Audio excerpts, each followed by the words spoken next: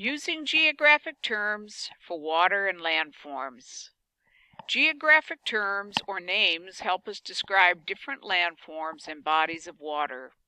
You already know that most of Earth's water is in the 4 oceans. A smaller body of salt water is called a sea. Sometimes part of a sea or an ocean cuts into a mass of land. A body of water like this is called a gulf. An example is the Gulf of Mexico near the southeastern part of the United States. A bay is similar to a gulf, but usually it is smaller and has a wide opening to the sea. A body of fresh water that is surrounded by land is called a lake. Water also flows in rivers. A river has a source where the river begins.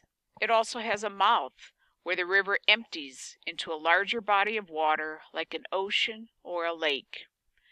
A smaller stream that feeds into a river is called a tributary. The major types of landforms are mountains and plains. Mountains usually have steep sides and rise at least 2,000 feet above sea level.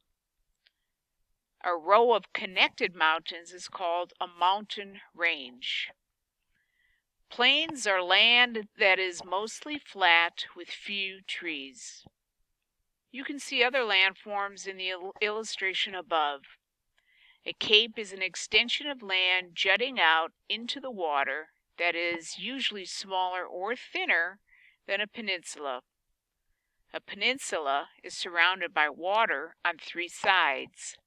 An island is completely surrounded by water. A valley is the low area between ranges of mountains or hills. A delta is formed when soil is deposited at the mouth of a river. It is usually shaped like a triangle.